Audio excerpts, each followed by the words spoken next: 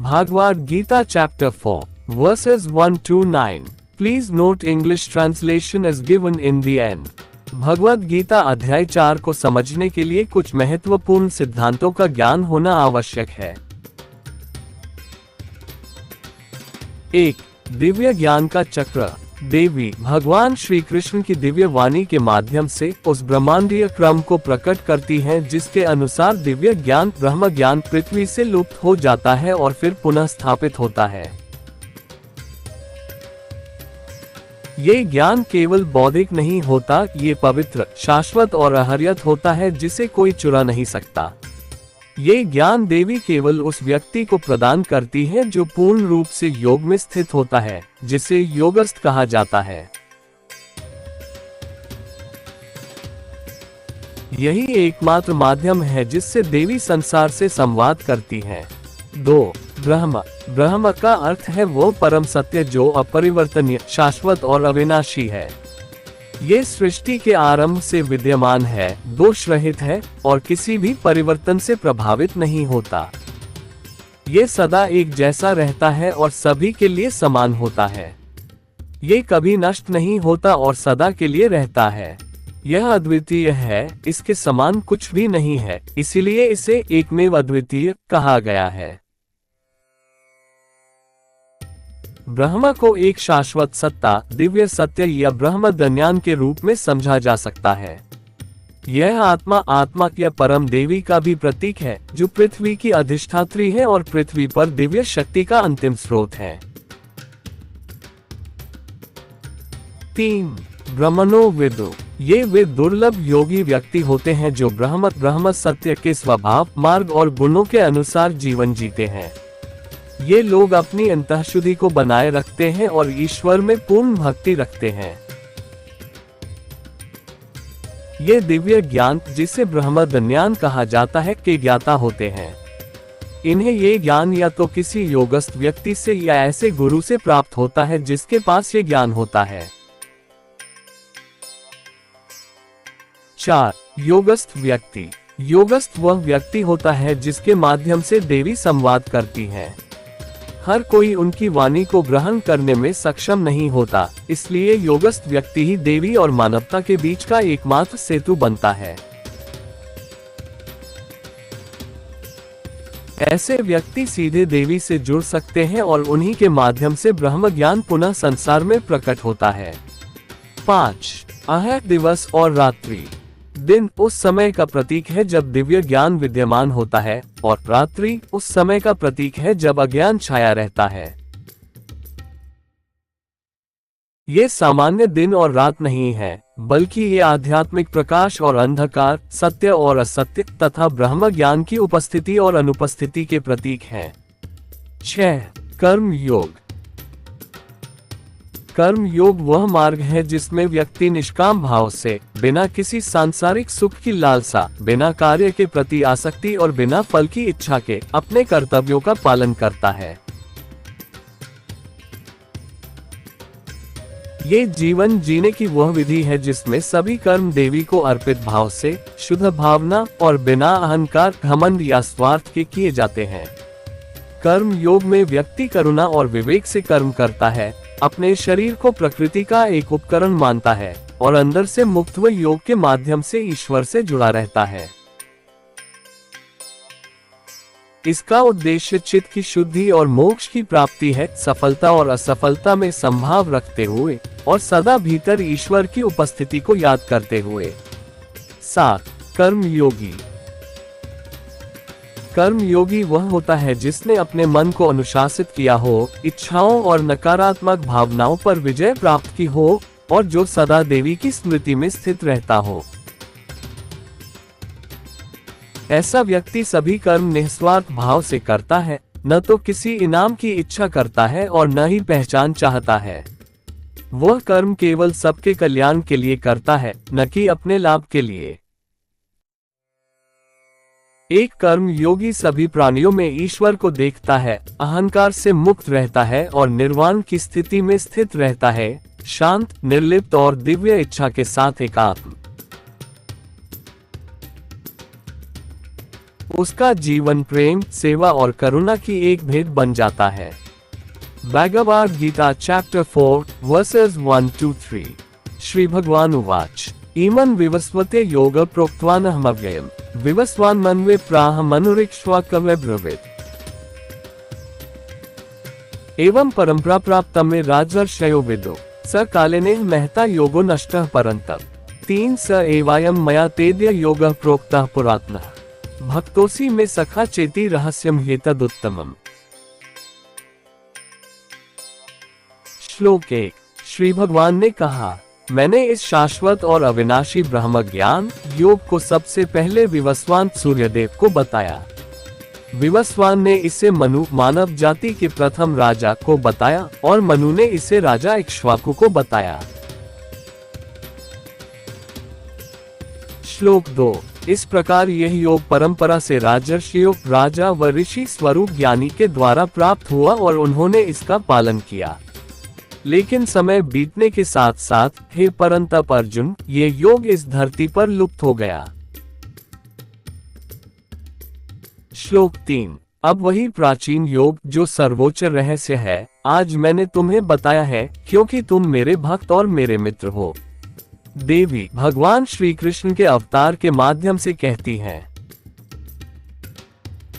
मैंने यह शाश्वत और अविनाशी दिव्य ज्ञान और योग सबसे पहले विवस्वान सूर्यदेव को सिखाया था। विवस्वान ने इसे मनु को बताया, जो मानव जाति के प्रथम पिता हैं।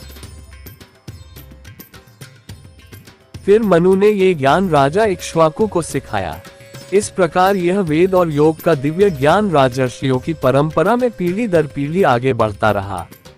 वे इसे समझते थे और इसका अभ्यास भी करते थे। लेकिन समय के प्रभाव से यह पवित्र योग धीरे धीरे पृथ्वी से विलुप्त हो गया।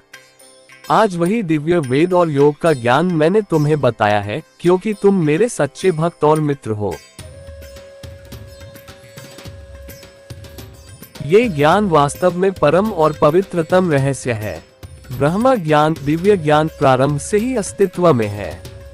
लेकिन जब भाषाएं बदलती हैं और शब्दों के अर्थ बदलने लगते हैं, तब ये ज्ञान धीरे धीरे विकृत होकर समाज से गायब होने लगता है।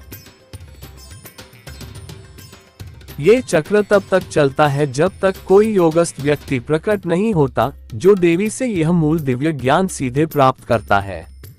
देवी ही पृथ्वी पर दिव्य ज्ञान की एकमात्र सच्ची स्रोत है। भगवद गीता अध्याय 8 श्लोक 17 और 18 में देवी भगवान श्री कृष्ण के अवतार के माध्यम से दिव्य ज्ञान के इस चक्र का वर्णन करती हैं। सहस्रयुग पर्यंत महर्यद ब्रह्मणो विदु रात्रि युग सहस्रांता तेहोरात्र विदो जनाः अव्यक्ताद् व्यक्तयः सर्वाः प्रभवन्त्यः राग्मे रात्रियाग्मे प्रलीयन्ते तत्रैवाव्यक्तस्निके। इस दिव्य चक्र में दो महान काल होते हैं, दिवस अह और रात्रि। दिवस वह युग होता है जब धरती पर दिव्य ज्ञान ब्रह्म ज्ञान विद्यमान रहता है। इस काल में ब्रह्मणो वेदो अर्थात वे लोग जो सत्य में स्थित होते हैं और वेदों के दिव्य ब्रह्म ज्ञान को जानते हैं, समाज में इस ज्ञान को बांटते हैं। ये दिव्य दिवस एक सहस्र युगों तक चलता है। रात्रि वह समय है जब ये दिव्य ज्ञान धीरे धीरे विकृत हो जाता है और ब्राह्मणों वेदों जैसे ज्ञानी लोग इस संसार से लुप्त हो जाते हैं। उनके अभाव में ब्रह्म ज्ञान भी लुप्त हो जाता है और अज्ञान व झूठे मत फैल जाते हैं। ये रात्रि भी सहस्र युगों तक रहती है। अह के आरंभ में सत्य ब्रह्म ज्ञान अव्यक्त स्रोत से प्रकट होता है, अर्थात देवी स्वयं, जो अव्यक्त रूप में विद्यमान रहती हैं। इस प्रक्रिया की शुरुआत तब होती है जब देवी को कोई योग्य योगस्थ व्यक्ति प्राप्त होता है। तब देवी उस योगस्थ को दिव्य, शुद्ध और मूल ज्ञान देती हैं। ये ज्ञान पवित्र वाणी द्वारा दिया जाता है, इसलिए इसे वेद कहा जाता है।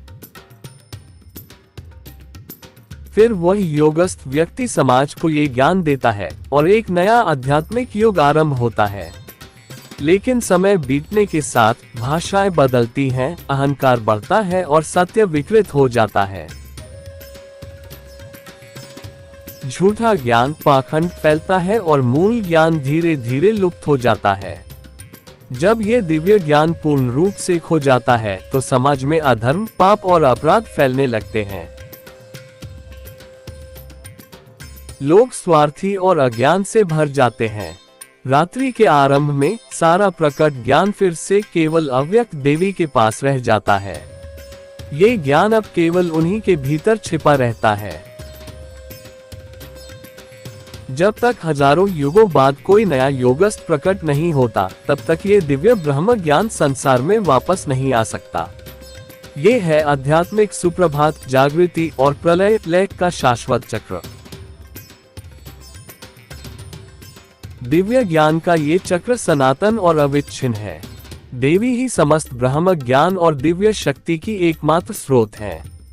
वह अव्यक्त रूप में छिपी हुई लेकिन शाश्वत रूप से विद्यमान रहती है। योगस्थ ही एकमात्र माध्यम होता है जिसके द्वारा वह संसार में पुनः दिव्य ज्ञान की स्थापना करती है। ये दिव्य चक्र हर कुछ हजार युगों में दोहराया जाता है, जिससे समय के साथ साथ सत्य का प्रवाह निरंतर बना रहता है। भगवद गीता अध्याय 4 श्लोक 4। अर्जुन उवाच अपर भवतः जन्म पर जन्म विवस्वतः कथम एतत् विजानीयाम त्वम आदौ प्रोक्तवानिति।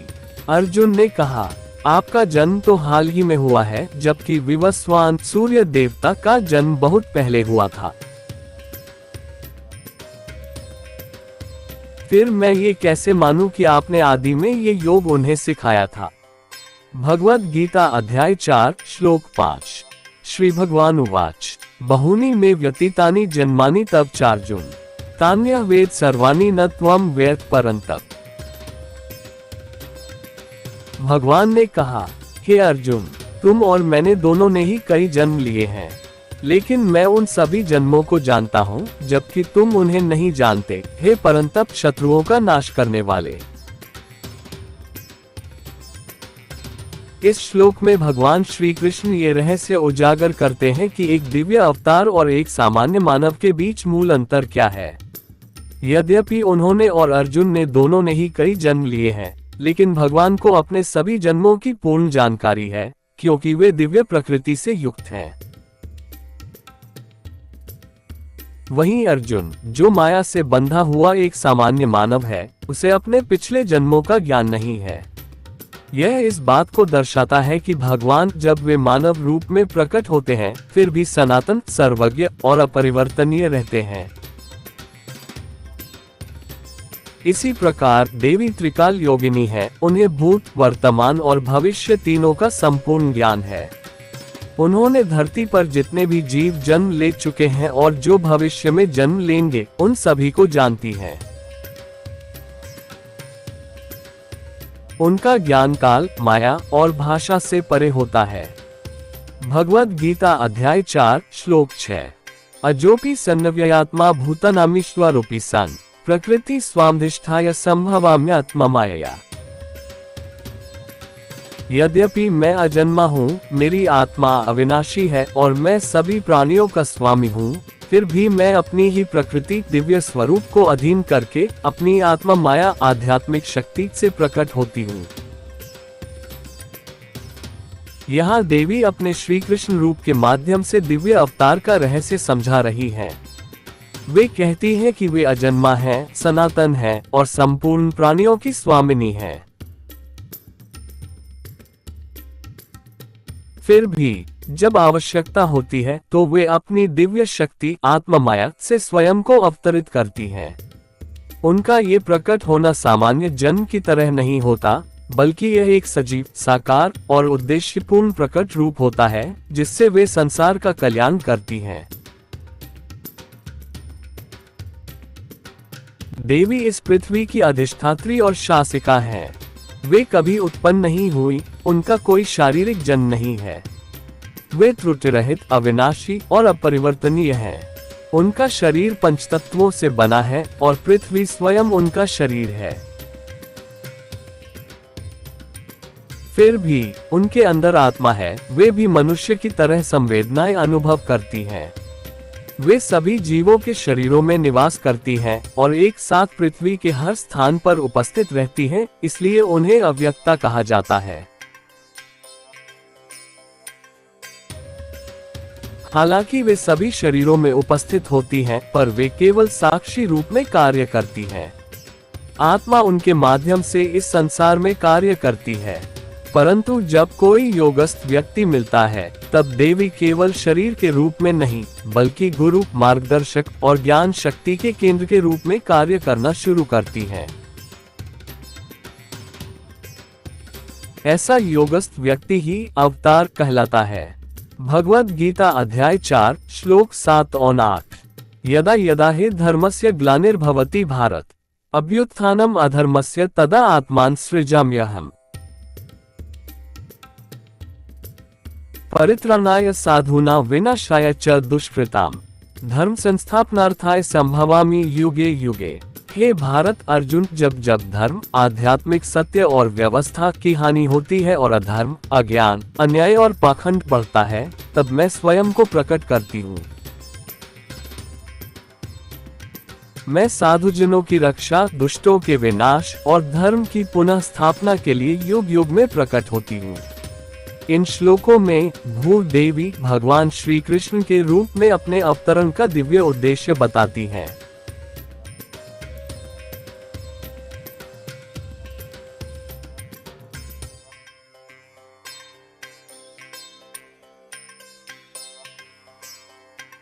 जब संसार में ब्रह्म ज्ञान, दिव्य वैदिक ज्ञान नष्ट या विकृत हो जाता है, जब अधर्म बढ़ता है और धर्म की व्यवस्था गिरती है, तब देवी अपनी आत्मा माया से अवतरित होती हैं। उनका अवतार कर्म के बंधन से नहीं होता, बल्कि वह पूर्ण चेतना और उद्देश्य से होता है। वे न तो किसी इच्छा से जन्म लेती हैं, न ही बंधन में आती हैं। उनका अवतार केवल सत्य की रक्षा, अधर्म का विनाश और धर्म की पुनर्स्थापना के लिए होता है। उनकी उपस्थिति 3 कार्यों के लिए होती है। सत्य, पवित्रता और भक्ति में स्थित साधुजनों की रक्षा करना, अन्याय, अहंकार और क्रूरता फैलाने वालों का अंत करना, और ब्रह्म ज्ञान की पुनः स्थापना करना। जब सत्य लुप्त हो जाता है, तब देवी मौन हो जाती हैं। वे प्रतीक्षा करती हैं जब तक कोई योगस्थ व्यक्ति प्रकट न हो, जो उस दिव्य ब्रह्म ज्ञान को फिर से बोल सके। श्री कृष्ण के मुख से देवी उस सनातन ब्रह्म ज्ञान को प्रकट करवाती हैं। ये ज्ञान शाश्वत, दिव्य और अविनाशी होता है।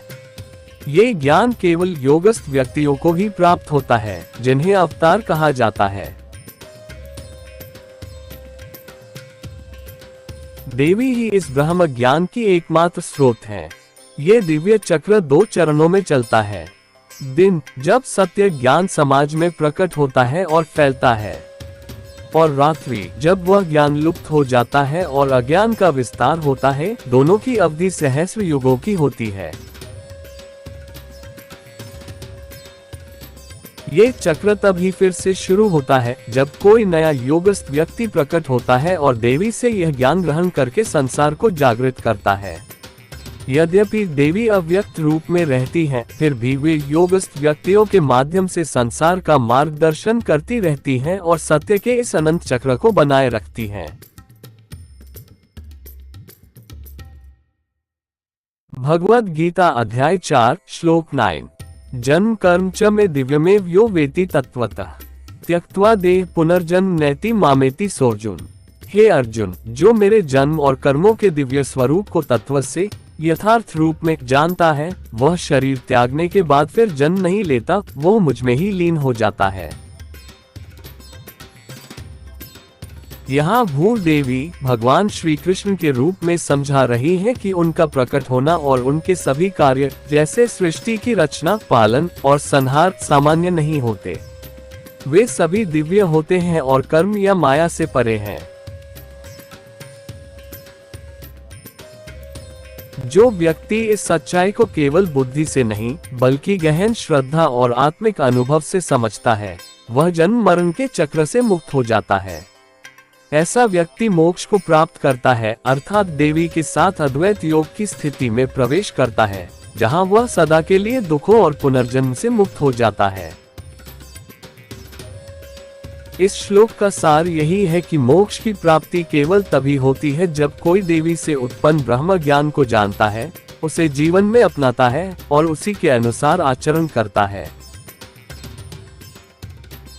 जब कोई व्यक्ति इस दिव्य ज्ञान को देवी से प्राप्त कर उसे अपने जीवन में अनुभव करता है, तब वह देवी के साथ एकता अद्वैत योग को प्राप्त कर लेता है और यही है परम गति अर्थात मोक्ष। English translation. To understand Bhagavad Gita chapter 4, one should have knowledge of few concepts. The divine cycle of knowledge. The goddess, through the divine voice of Bhagwan Shri Krishna, reveals the deep cosmic rhythm through which divine knowledge Brahma Gyan is lost and then re-established on earth. This knowledge is not just intellectual, it is sacred, eternal, and cannot be stolen. Aharyat. It is directly given by the goddess to a rare individual who is fully established in yoga, called the Yogastha. This is the only channel through which the goddess communicates with the world. Brahma means the absolute, unchanging, eternal, and indestructible truth. It has existed since the beginning, is free from all flaws, dosh-rahit, and is not affected by change. It remains the same always and for everyone. It never dies and is eternal. It is unique, and there is nothing else like it. That is why it is called Ekmev Advitiya, the one and only, without a second. Brahma can be understood as an eternal entity, a divine truth, or Brahmagyan.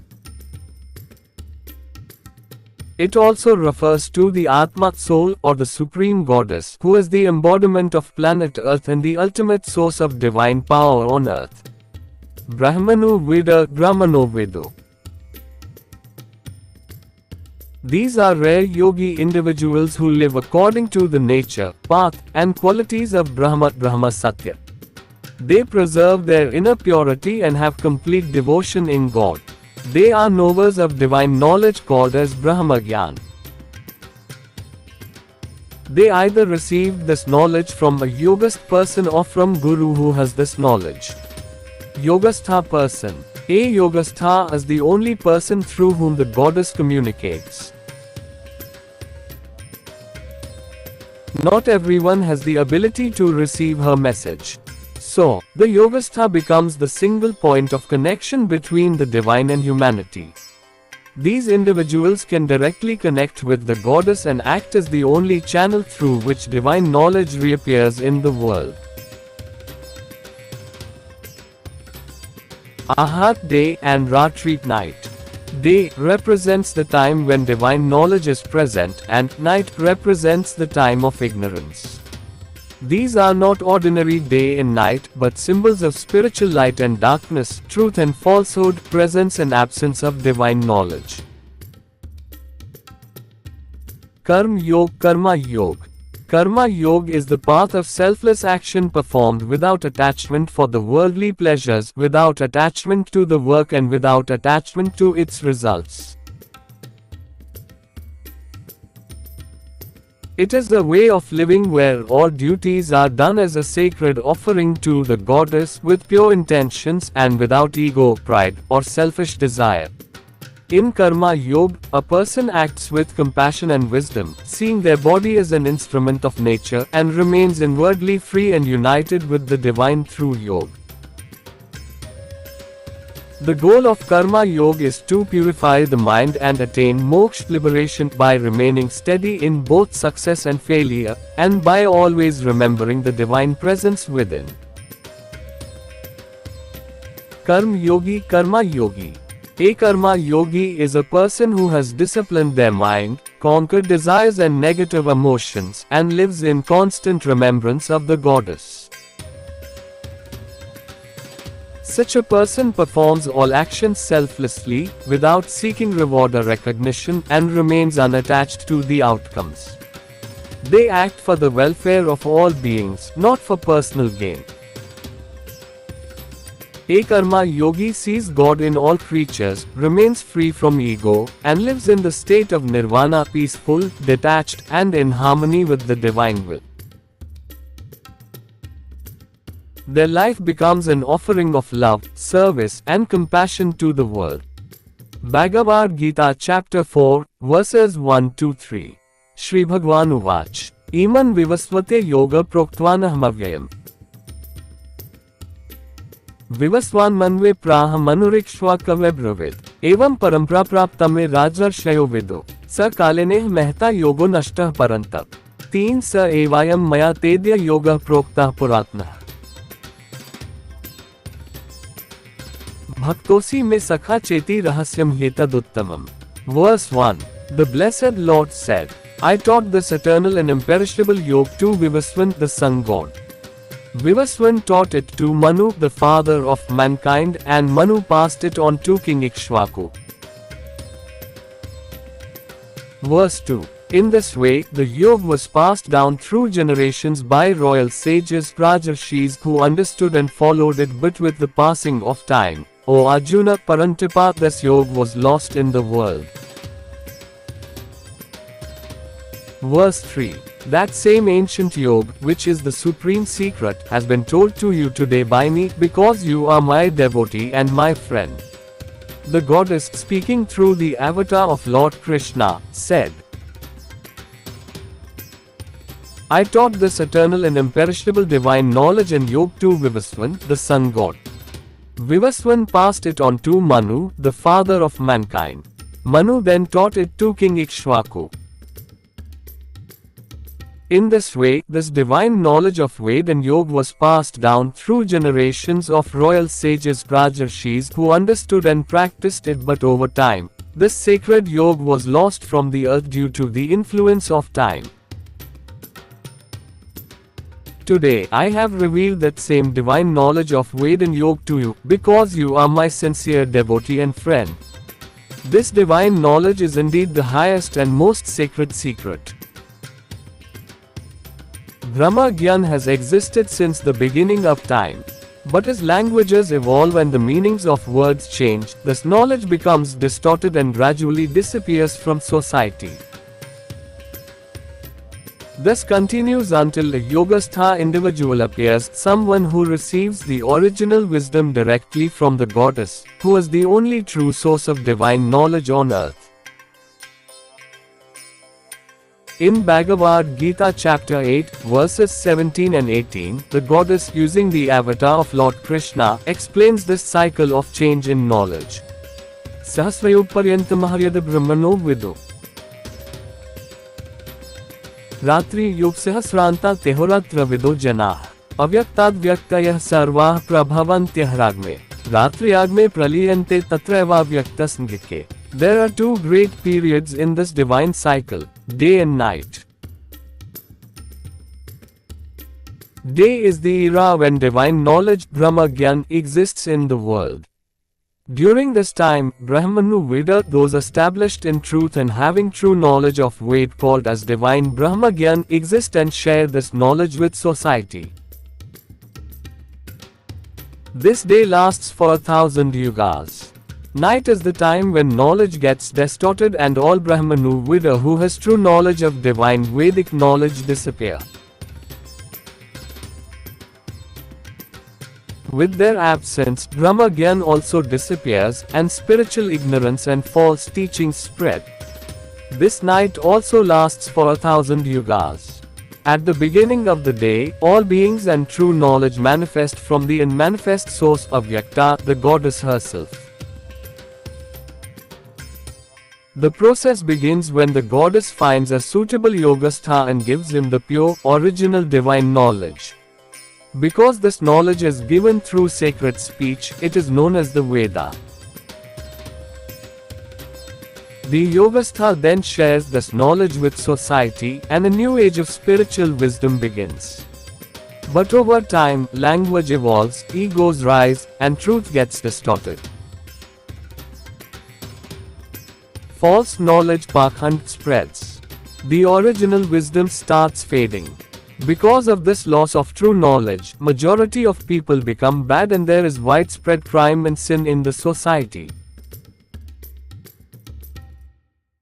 At the beginning of the night, all manifested knowledge remains only with the Avyakta, the unmanifest goddess. The knowledge is now only with her. Until a new Yogastha appears after thousands of yugas, this divine knowledge cannot return. This is the eternal rhythm of spiritual awakening, Suprabhatam, and dissolution, Pralay. The cycle of divine knowledge is eternal and unbroken. The goddess is the only source of all Brahma Gyan and divine power. She remains hidden as Avyakta, the unmanifest and eternal presence. The Yogastha is the only instrument through whom she re-establishes divine knowledge in the world. This divine cycle repeats every few thousand yugas, keeping the flow of truth alive through time. Bhagavad Gita chapter 4, verse 4. Arjun Uvach. Apar bhavatah janm par janm vivasvatah. Katham etat vijaniyam tvam ado proktvaniti. Arjuna said, your birth appearance was recent, while the birth of Vivaswan was long ago. How am I to understand that you taught this yoga in the beginning? Bhagavad Gita chapter 4, verse 5. Shri Bhagwan Uvach. Bahuni me vyatitani janmani tav charjun. Tanya ved sarvani na tvam ved parantak. The blessed Lord said, O Arjuna, both you and I have taken many births in the past.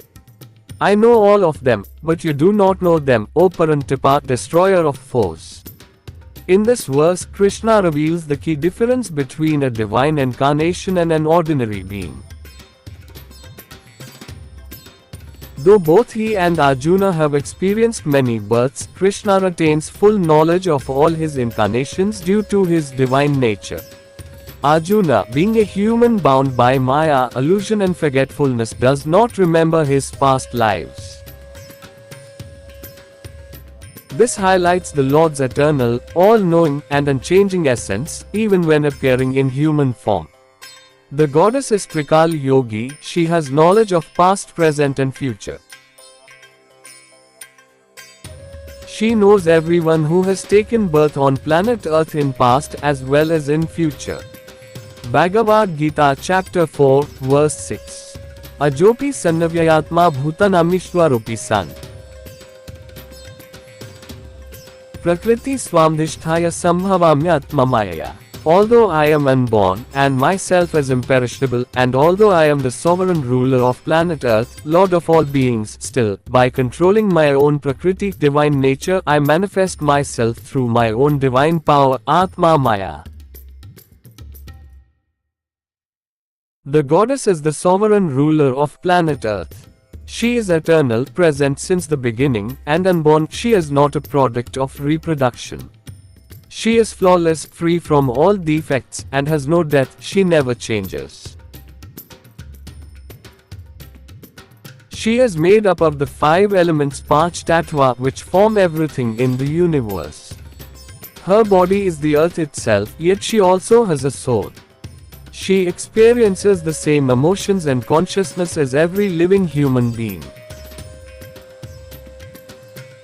She is the living planet and the body of every living organism. She is omnipresent, existing everywhere at once on earth, and because she cannot be expressed in words, she is called Avyakta, the unmanifested. Even though she serves as the body of every living being, she remains an observer, helping the soul function on earth. The soul uses her as an instrument to live on the planet. But in a Yogastha person, she begins to work actively, not just as an organ but as a guru, guide, and the center of knowledge, wisdom, and power for the Yogastha. Such an enlightened individual is rare and is called an avatar. In this verse, the goddess, through the avatar of Lord Krishna, explains the mystery of divine incarnation. She says that although she is eternal, unborn, and the supreme lord of all beings, she still chooses to manifest herself by divine will. Unlike ordinary beings born due to karma, the avatar is beyond birth and death. Her true self never changes or decays. Yet, by controlling her divine nature Prakriti through her spiritual power Atma Maya, she appears in the world through the avatar's body. This divine manifestation is not a regular birth but a conscious, purposeful act meant to guide and uplift humanity. The incarnation is free from ignorance, karma, or attachment as the avatar remains fully in state of Advaita Yoga with the goddess. The yogist person and the goddess work as joint force. Bhagavad Gita chapter 4, verse 7 and 8. यदा यदा हि धर्मस्य ग्लानिर्भवति भारत अभ्युत्थानम् अधर्मस्य तदा आत्मानं सृजाम्यहम् परित्राणाय साधूनां विनाशाय च दुष्कृताम् धर्म संस्थापनार्थाय संभवामि युगे युगे. O Bharat Arjuna, whenever there is a decline in righteousness dharma and a rise in unrighteousness adharma, then I manifest myself. For the protection of the righteous, for the destruction of the wicked, and for the re-establishment of dharma, divine knowledge in its true original form, and to maintain spiritual order, I manifest myself in every age, yuga after yuga. These verses explains the divine reason behind God's incarnations. Whenever dharma, divine knowledge, spiritual order and moral law is threatened due to the rise of adharma, ignorance, injustice and chaos, when the divine Vedic knowledge, known as Brahma Gyan, becomes distorted or lost, the Supreme Being appears in the world by His own will to restore balance. Unlike ordinary beings who take birth because of karma, the Lord does not take birth in the usual way. He manifests through His own divine power, not for personal desires or attachments, but to re-establish harmony. Whenever dharma declines and adharma increases, the Lord appears to protect the righteous, transform the wicked, and restore cosmic order. His incarnations serve three purposes: to protect those who live with truth, purity, and devotion, to remove those who disturb peace with cruelty and arrogance, and to re-establish dharma, bringing justice, balance, and spiritual truth. These divine appearances are not limited to one time, they happen again and again, in every yuga, age, whenever needed, to uphold the divine order. When truth disappears, the goddess becomes silent and waits until a yogastha, firmly established in yoga, appears to speak the Vedas again. Through the voice of Sri Krishna, the goddess reveals the eternal cycle of divine knowledge, Brahmagyan, which is pure, eternal, and indestructible. This sacred knowledge is passed only through rare yogastha beings called as avatar, who receive it directly from the goddess, the only true source of divine wisdom. This cycle has two phases: day, when true knowledge exists and is shared, and night, when it disappears and ignorance spreads, each lasting 1,000 yugas. The cycle begins again only when a new yogastha appears and receives this knowledge to awaken the world. Though the goddess remains hidden as Avyakta, the unmanifest, she continues to guide the world through yogastha individuals, maintaining the eternal rhythm of truth.